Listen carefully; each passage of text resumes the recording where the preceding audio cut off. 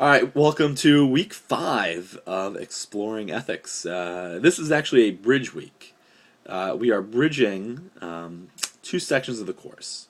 So we're moving from the focus on egotism, and we are now transitioning to traditional forms of morality. So these past 2 weeks, we've really been talking a lot about radical egotism. And in radical egotism, the idea is that the only thing that matters, the only thing that's important is me. My goals, my desires, my wishes, my plans, so on and so forth. And if you're talking about radical egotism, it's literally all that matters. And as we've seen, other people could be literally killed in order to accomplish my goals. Their lives can be discarded, or they can be attacked at their most vulnerable times of their lives. In the Westboro Baptist funeral example. Now, some of the cases that we studied were less obviously egotistic. You guys debated about Razor Ramon. You guys debated about the shuttle parking lot. You guys debated about Rock of Ages. And so in that case, there's more ambiguity. It's not as clear that these people are radical egotists.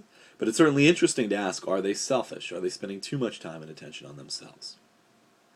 So we've got that section of the course. In week 6, we move to a traditional form of morality where we have moral systems that tell you what you ought to do, regardless of whether it is good or bad for you. In this bridge section of the course, we're talking about a view that goes from self-interest to living a moral life. So here's what's really, really, really important. This is key. Morality in this view begins from self-interest. It begins from the question of, what is it in my best interest to do? And the moral theory that we're going to study answers, you should live the moral life. That is actually what is best for you to do. So we begin in self-interest. We begin in the question of what is best for me. But when you enter the moral life, you're living according to traditional moral norms. You're being compassionate, you're being respectful, you have duties to God and others. It's simply that those duties start and are motivated, at least at the outset, by self-interest. And there's a couple different theories that we could study in this regard. One is called social contract ethics. We are going to study a guy by the name of Pascal. More specifically, we're going to study Pascal's wager. So Pascal's wager is one of the more famous philosophic theories to ever been offered. And essentially what he's doing is he's saying, look, being religious is in your self-interest. In fact, you're a fool if you're not religious.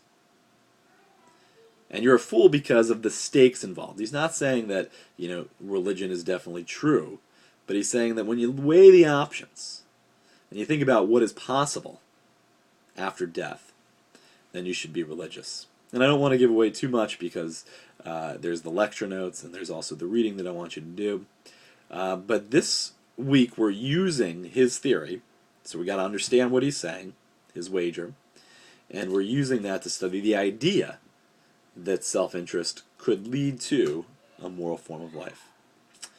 Okay, so in terms of logistics, again, I've been very impressed with your posts. I think they really have been quite good. Make sure you certainly post your 4 submissions each week. Remember that the posts of the week are generally, they're not necessarily the best, but they do highlight different topics and different areas of discussion that I want to point out to you. And also, if you're feeling like, look, I'm not getting my posts on Post of the Week, it could be because you're not doing it early enough. I kind of collect them throughout the week, and so if you definitely want to have those up there more often, post them earlier. And that is all. I look forward to week 5, and I hope you had a great weekend once again.